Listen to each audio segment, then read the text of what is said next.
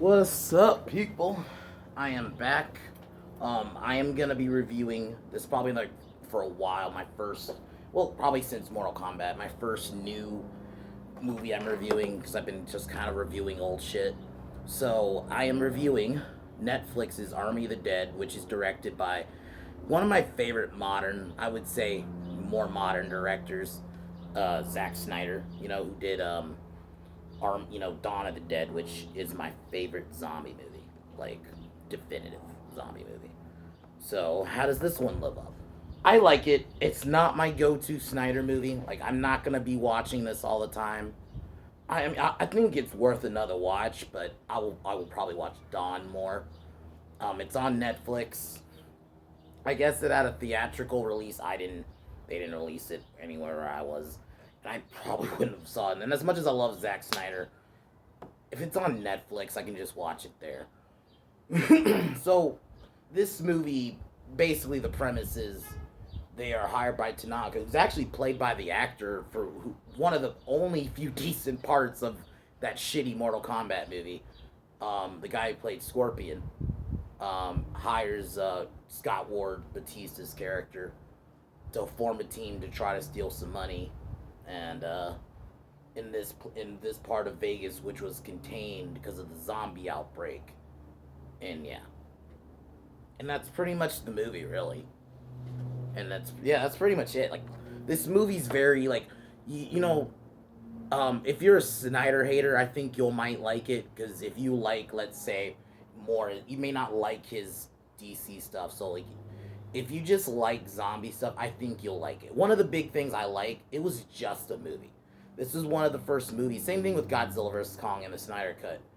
These were just movies. No political bullshit in there. I mean, there was stuff surrounding it. Like you had like the CNN discussions, which I love. I love that Zack Snyder puts like the media shit in his movies, just because it makes it feel realistic. It doesn't just feel like it's in its own contained world. There are some things I honestly I have. I guess two gripes. One, you have the security guy who was the rapist, Theo, or no, his name is Bert. I didn't. Why was he there? He wasn't needed. It was just kind of weird. They had him, the girl, the coyote chick, Lily, asked him to come with them. I'm gonna be This isn't gonna be like my normal review where I go through each. I'm probably just gonna be talking about the big points in this movie. Um, she asked him to come with them to carry stuff, and then she just shoots him out of the leg out of nowhere. And I guess it's just it's admitted because I guess she's the coyote who she's in this camp that is which I'll admit, it was kind of interesting, the stuff at that like quarantine camp. And I guess there's a scene where this is where you meet Lily, who's not Lily, Kelly, who is Kate, sorry. This is how forgettable she was. That's the other thing I will say I don't care about in this movie. So Kate, who's Batista's daughter, there's a scene with her, and I guess trying to help out some other person, and Bert, I guess, you could tell he's abusing his power. But in the scene I was talking about, Lily just says he's a rapist out of nowhere. And here's my thing. This is one of those things you gotta show, bro. Like, I've obviously criticized this scene, but Rob Zombie's Halloween, with the rape scene. Obviously I still think it's a pointless scene, but at least Rob showed it with this. And I get it, you maybe don't have to do an all-out rape scene, but with that scene, he didn't come off like a rapist to me. He just kind of came off as like a douche, and I think he should have been told. We should have been shown that, not told.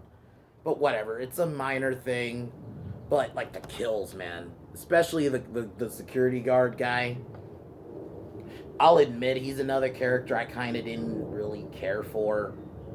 Um, I felt like he was too on the nose, as the bad guy, or the guy who works for fucking Tanaka. I don't know. It was too on the nose. Though I will say this though, that guy could probably play a strike if they ever did a Mortal Kombat movie. I could see him as a striker. But I'll start at the beginning. So the film opens up with a guy, people carrying military hold having this thing that's some kind of containment. It breaks out. It's a genetically modified zombie. Kills pretty much everybody. Really cool opening, and it's funny that this all started because a guy who got married got a blowjob. That's the one funny thing about this movie. I really do like some of the characters. I think Batista showed. I don't. I know some people are saying Batista shouldn't have been the lead. Maybe there should have been somebody else with him. I get that point, but I think Batista, with what he did, was fine. I thought the opening was pretty cool. Um, I like the scene with. Then we have the scene where everybody is introduced and they get the mission. We have Vanderhose, who's played by Omar Hardwick's actually pretty good. He's actually one of the best parts of this movie. You have Maria, who's Batista's friend, who her death, man. I guess gotta say, it's fucking shocking. It literally fell out of nowhere, which I'll get to. I'm just kind of naming the team right now. We had Ludwig, who was the German dude who I'm mixed on. I don't hate him. I think some scenes he's good. Like the scene where he was unlocking the fucking vault was done. I thought he was funny in that. I thought there were times though it got a bit annoying, like how much they make him like kind of pathetic. Like he can't do anything. He needs to get bailed out all the time. Um, and then you had Marianne, who's the helicopter pilot. I thought she was okay. She's not really involved with the zombies. Because she's mainly by the helicopter and shit, so she's not. And then you have Guzman, he was an okay character. Um, then you had she's played by Samantha Wynn. Oh yeah, Chambers, who was Guzman's friend, who was like the Chola looking chick. So that's the team. I think they're okay. The daughter wasn't needed. And there were some scenes with them that I kind of liked, like, when they were kind of bonding. But I don't know, man. She wasn't needed. I don't think they really need to have Batista have a daughter. And it was like, when he told her, oh, don't run off, I'm like, oh, she's gonna fucking run off. And no shit, she runs off. Uh, she wasn't needed. I don't know why they put her in the movie. I love Zach, but, it's just, no, she wasn't needed. She wasn't annoying. I just felt like she's the one thing I would, like, fully cut out. But I liked everybody else. Besides Martin, the Tanaka dude, he felt too, they made him too, like, it was too on the nose he was the bad guy. Like, there was the one scene where they were going through, like, these zombies that are sleeping, and I guess, the girl made noise by accident, and zombies, freak out, wake up. Martin locks the door on her so she can't get out. It's like, come on. Do you really have to make it on the nose he's the bad guy? He's gonna turn on him. Yeah, lo and behold, he turns on them. Because realistically, the plan was they wanted to get the blood of the. So the zombies, which are actually like the best part of the film, you have the regular zombies, and then you have the alphas, which are like these enhanced zombies, which is this one leader. I don't really think they have a name. I just call them zombies.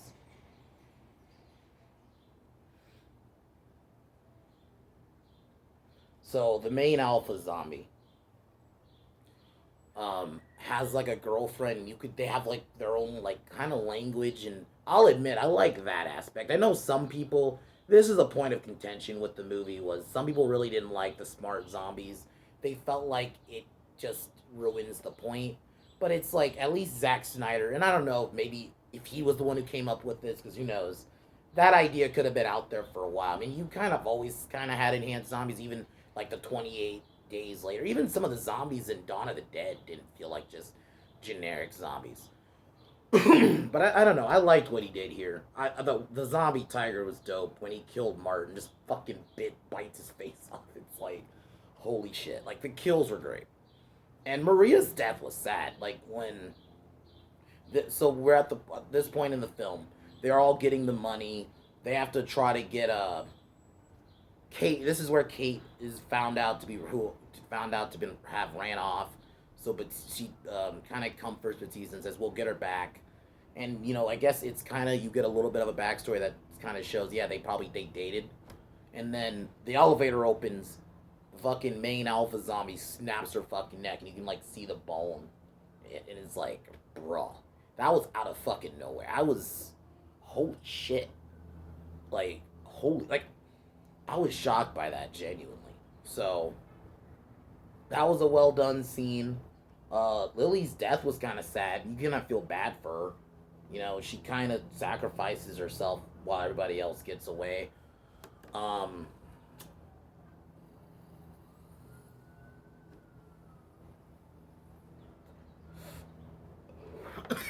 the ending was dope.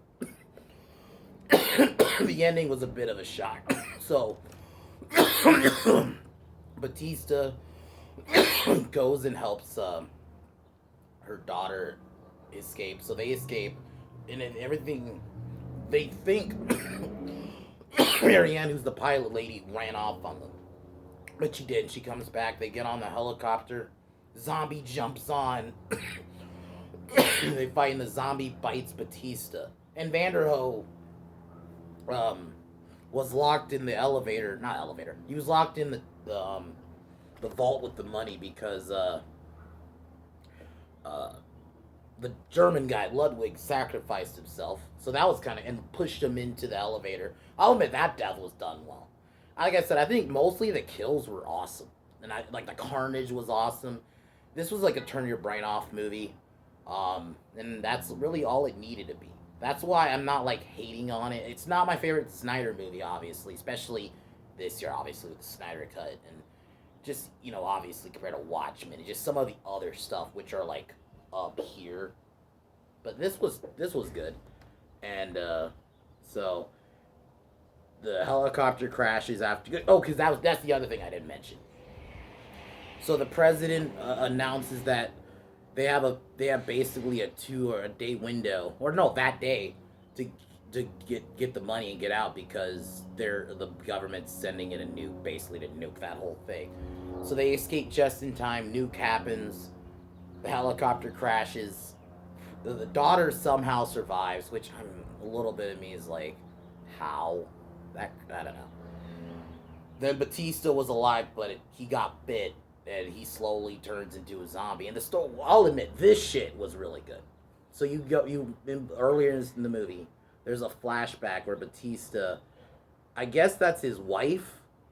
He ends up having to kill his wife because she turns, and Kate saw, and he thinks the whole time that she doesn't want to talk to him. It's because of that. No, it's more because I guess he didn't come around enough. Dad shit. At least they try to build it back up, but I get some people's point, like another bad dad trope. I get it. It's just Hollywood kind of does this a lot. It's just, if they balanced it out more with bad moms too, not just always, oh, we gotta have a bad dad trope. But other than that, if you wanted to call something woke, you can kind of really reach and do with that. I don't think anything else was woke. I think this movie, and literally everybody fucking died. Like, it's not like, oh, women can't get fucked up too. Like, Lily went out pretty brutal.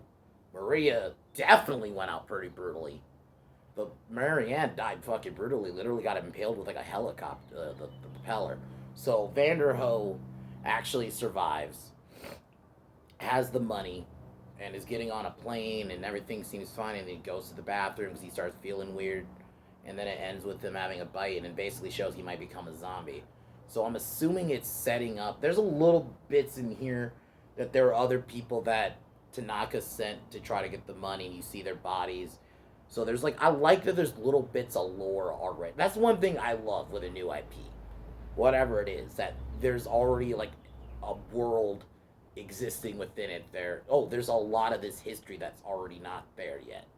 It's not just, oh, here's this world and that's it.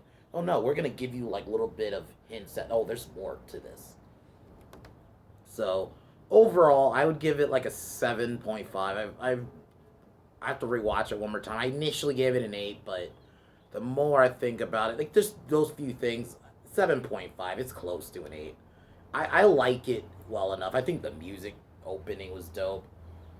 Um, I love the way it's shot. I love some of the violence. Um, I like Batista in this movie. I like mostly the other characters. It's just mainly the daughter I didn't care for.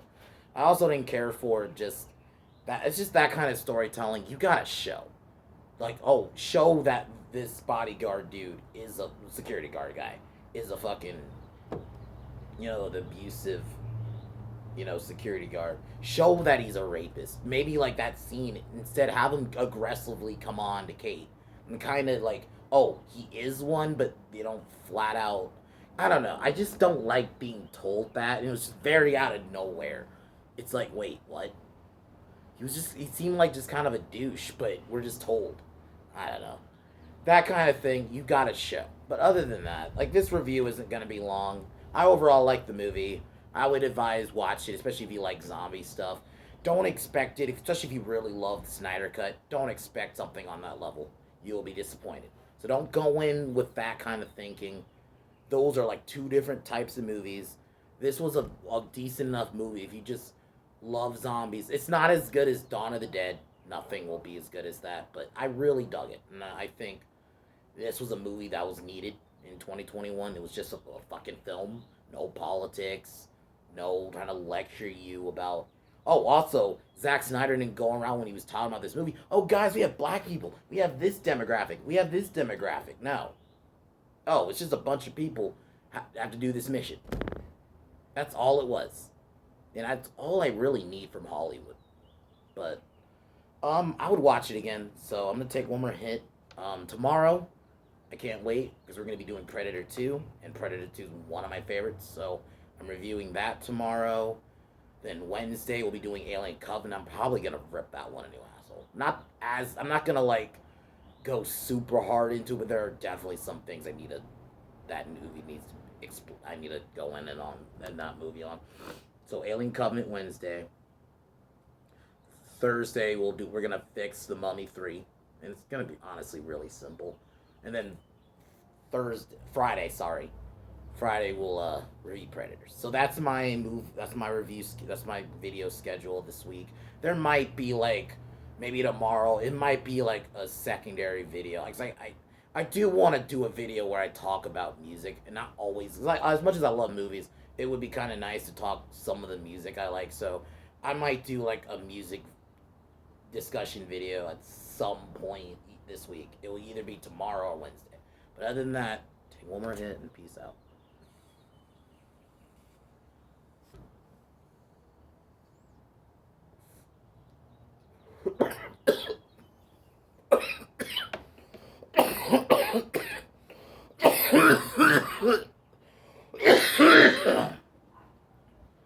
Fuck Hank Azaria. Fuck Freddie Bitch Jr. Fuck Warner Brothers. Fuck Disney. And talk to you guys tomorrow. Peace.